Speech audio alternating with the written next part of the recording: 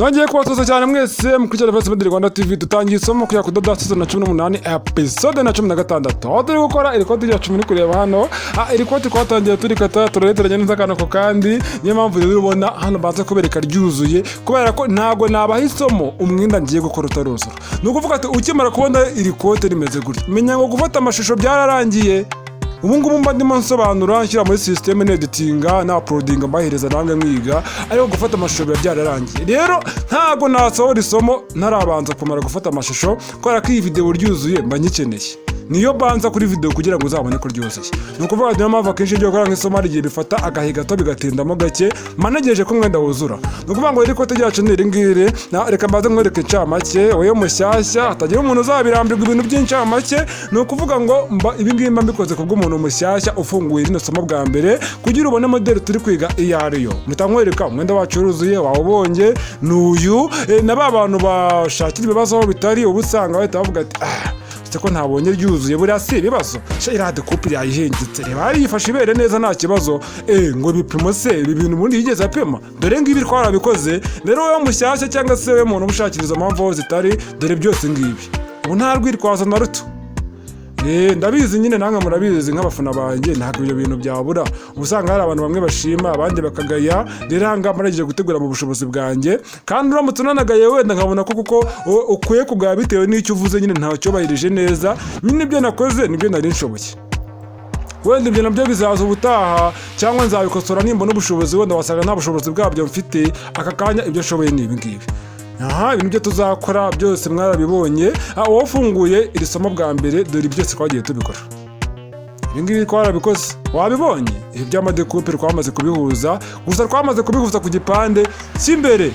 igipande cy'inyuma ibyacyo rero ntabwo turabijyamo cyane nabyo turaza kuza kubigeraho ni ukuvuga ngo wabibonye hano iki nicyo gipande cy'inyuma wabonye ibintu bizakorerwaho nabyo ntibyoroshye utareba imbere ukavuga ati imbere harakomeye noneho inyuma hose noneho bizagenda gute niba uri kubona ko imbere hakomeye umenye ko igipande cy'inyuma nyine nacyo tugomba kukidubura ndetse gutera ipesu nabyo nzabibigisha abantu mutera ipesu mukijombagura ugasanga buri ngo ateye igipesu ngo igikumwe cye ngo yakijombye ngo udushinge nka 50 ngo yagiye ajomba buri ko atera igipesu akijomba kubera icyo wijomba koko byose nzabibirika n'ukuntu batera igipesu ni ukuvuga ati nongera kubwira abantu batazi kudoda abantu batadoda ubundi ndavuga wa muntu utadoda utari umutayeri nibura basi uba ugomba kwibeka ubumenyi bwo gutera igipesu ukaba wamenya ko batera igipesu kubera ko hari ukuntu rwose ugenda guteza igipesu bitewe n'umutayeri akabanza akaguseka da akavuga ati ntabwo wabasha no gutera igipesu kandi uba ugomba kugira ubumenyi bukeya wenda buringaniye bwo kuba wadodesha urushinge mu gihe umwenda ucitse kandi ukoroheje hari ukuntu uri ahantu hatari umutayeri nta mutayeri wapfa kubona icyo gihe ureba rwa rushinge rukagutabara niba bakubwira ati wowe utari umutayeri ubumenyi bworoheje ariko se twazabyizera reka nabyo nzabibigishe sohora isomo ry'ubumenyi bworoheje ku bantu batadoda ukeneye gutera igipesu ukeneye kudoda ahantu nkwereka ukuntu wajya ubikora kandi bikagenda neza urumva nabyo atari byara ntabwo mbabwira ati Facebook Rwanda TV naje nanaje ubu nawe ndagira pe ndacyari mu itangiriro ndacyari gukora no projet nayo iragera ibaze noneho ninjya kugera ku musozo cyangwa se mvuga ati byose namaze kubigeraho ibaze noneho icyo gihe bizaba ari hatari pe no kubera ko iri rizaba ari ishuri rya mbere ku isi hose umuntu ashobora kwigiraho aho yaba ari hose gusa ndabizi neza ko vuba ahangaha wenda mu gihe kiri imbere hari abantu bazavuga ati biriya bintu uzi ko bifasha abantu buryo reka natwe tubikore ugasanga n'abasobanuzi b'amasomo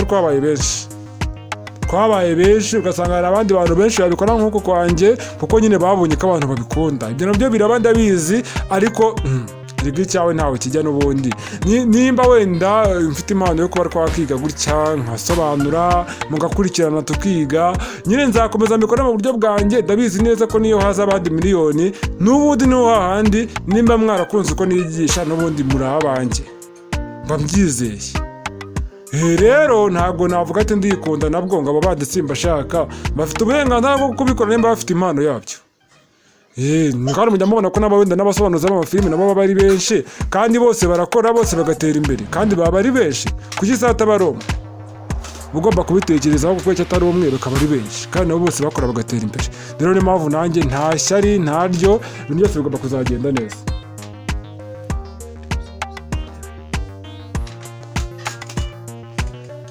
hano tuba tugomba gutera ipasi tugatandukanya kutire. Ku bantu barambiwe ngo ibintu by'amapasi ngo biri gutinda, uri kurambirwa kubera iki se? Uzi ko hano ipasi nimba wenda ikote ari nk'ijana mu kuri doda, ipasi zatwara nka 40%. 40% yose zaba ari ipasi, kuko ahantu hose dukoze agapasi kaba kari hafi, ahantu hose dukoze ipasi kaba iri hafi. Ipasi zatwara umwanya munini cyane, nimba irusoma zatwara wenda nk'amasaha 10. Ni urugero kugira uryige byose birangire, birashoboka cyane kuko ku muntu uvuze ngo amasaha 10 ngo ni menshi, ngo bifate nkaho wenda umunsi ujya gukaza mu gitondo saa 12 nako saa moya ukongera gutaha saa moya, urumva atari amasaha 12 se? Ni amasaha 12, urumva atarenze 10. None ikote nimba uzayikora iminsi 3, ni urugero nimba ari iminsi 3 niyo akenshi bakunda gushyiraho, urumva utazakora iminsi 2 ni amasaha 24, iminsi 3 ni amasaha 30. Mumbwire 24 gushyiraho 12 mute ko mutambwira? Ndabizi hari abantu bajya gutekereza ngo bimeze gute 24 gushyiraho 12 36.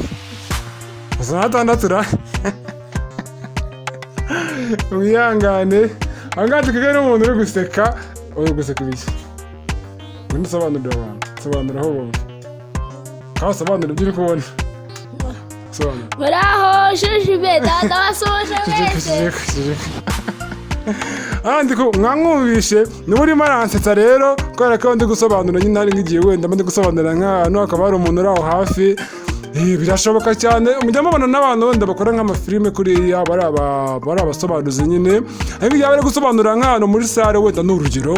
ukaba kumva ari kubaza nk'abantu barangwa bakurikirana ibyo ari gukora. Ako ntabwo bivuze ko hano ndi gukorera haba hari abandi bantu benshi, ariko wenda nko mu gastudio hano nyine mba ndi gatoya, hari igihe nyine ntihatabura uwundi muntu ku ruhande birumvikana.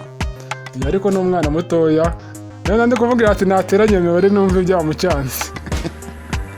Dukomeza gutera ipasi tunaganira, ahantu tugeze nta bisobanuro byinshi bihari, ni ugutera ipasi gusa tukagorora kutire.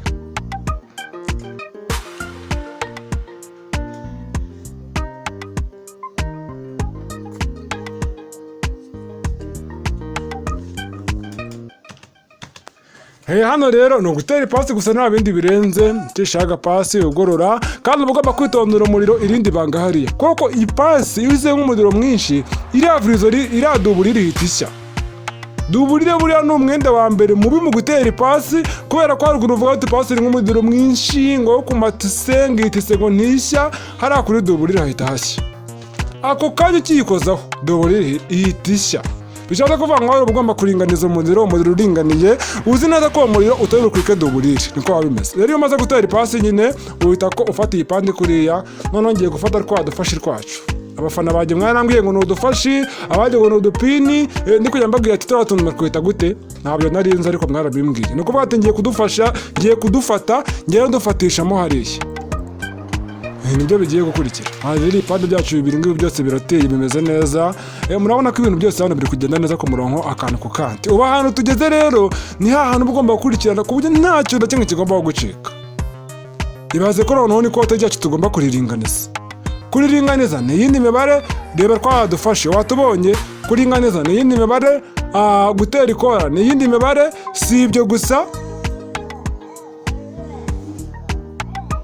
no hasi naho mu bintu bijyanye no kudubura kugira dufunge hasi nabyo ni ibindi. Noneho si ibyo gusa no gutera imifuka ni ibindi. Birumvikana ko ibintu bintu ugomba kubyitondera, kubera ko uramutse wibeshyemo akantu gato byahita ko biba ibibazo. Ni ukuvuga ngo rero hano ngiye kugenda ndinganiza neza, duburire yacu nyikurura neza hariya bigenda neza, nahabona ko biri ku murongo ngatashyiramo kaya gafashe kuriya kugira ngo kamfatire ya duburire cyangwa se cyakidubuza cy'imbere kagifatishe hamwe n'icy'inyuma. Noneho reba ibi bintu gutya birarworoshye. Nimba warakurikiranye isomo ry'akajiji warabibonye ukuntu bino bintu byatugoye, ngenda nkurura bibyanga bitareshya, shyira nk'umwanya nkubwira ati ni kuri aba bikora nyine mu gihe utakase ikidobuzo muri decoupe. Dore buriya nkubwire nta kintu cya mbere cyiza nko gukata ikidobuzo muri decoupe. impamvu wowe udashaka kubikora muri decoupe ngo ntabwo ushaka ngo kubona ibipande byinshi ngo biteranya bigutindira ngo bikugora ngo doburire ngo yambukirageje b'imbere niyo nziza ngo decoupe ngo birakugora ngo nigute uri kubikora decoupe ku bwiza ukagera kwikora ku bubi ngo niyo mpamvu ariko dore cyiza cya decoupe y'imbere no gute ushyiramo kari agafashi gusa bihita bihura ntabwo bitugora umuntu wize akajiri hano jya muri comment umbwire wabonye ko mu kajiri byatugoye ariko biri muri decoupe n'ubundi biba bireshya nimba ari ahantu harimo inda wenda niko nabyita cyangwa se ahantu hameze nk'abyimbye ubwo nyine harabyimba ku gipande cyo kubwiza n'icyo kububi harabyimba ku gipande cyane ku gitenge no kuri doburiye wowe ikintu ukora urahareshyeshya neza ukakurura ku buryo bungana ugashyiramo kari agafashi si biriya se gusa iki nicyo cyiza rero cyo gukora decoupe mbere